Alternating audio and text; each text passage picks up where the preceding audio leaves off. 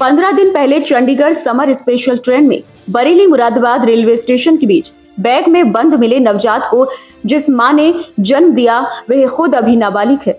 जिसने उस नाबालिग को मां बनाया वह उसका सगा पिता है।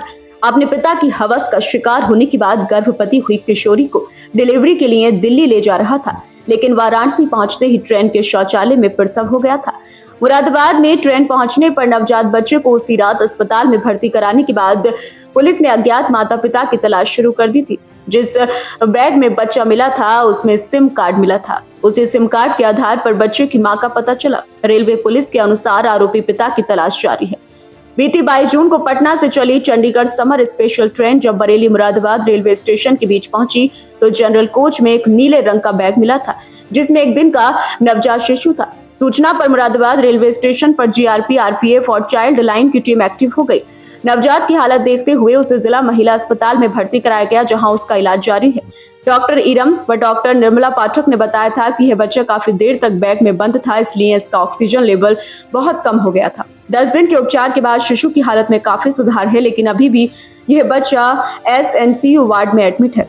पहले बच्चे को बीच बीच में ऑक्सीजन दी जा रही थी और थोड़ा थोड़ा दूध भी दिया जा रहा था।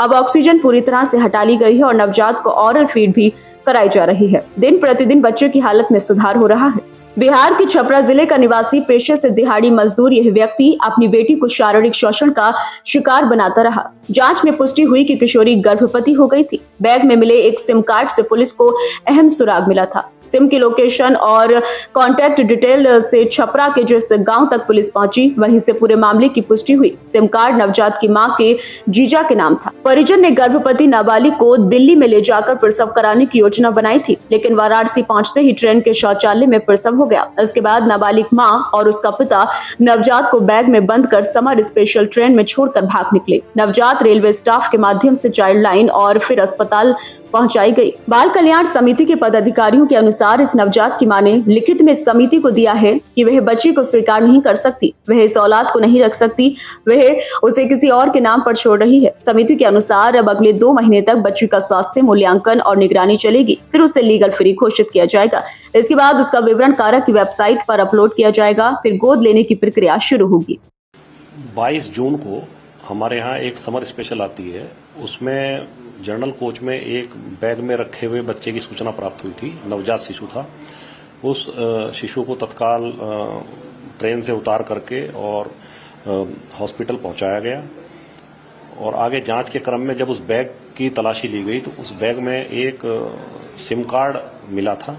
सिम कार्ड की डिटेल्स को जब वेरीफाई किया गया तो सिम कार्ड बिहार नंबर का था।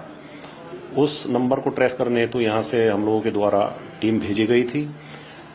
विवेचना के क्रम में जब उस सिम कार्ड धारक को ट्रेस किया गया तो उसके द्वारा अवगत कराया गया कि ये बच्चा जो है उसकी साली का है, जो नाबालिग थी और दुष्कर्म होने के कारण जो है प्रेग्नेंट हो गई थी और किसी को नहीं बताया। जब काफी दिन हो गए तो मजबूरी बस ये बच्चा पैदा करने के लिए ये लोग इस बच्चे को लेकर के और उस लड़की को लेकर के दिल्ली जा रहे थे। रास्ते में ही प्रसव पीड़ा हुई।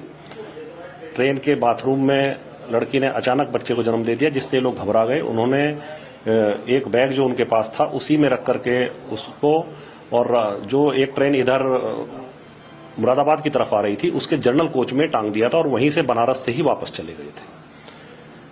अच्छा, इसमें क्या पता लगा? जो पीड़िता को से भी आपने बात की इसमें, उस बच्ची से, नाबालिग से? पीड़िता को लाया गया था और उसे माननीय न्यायालय के समक्ष प्रस्तुत किया गया।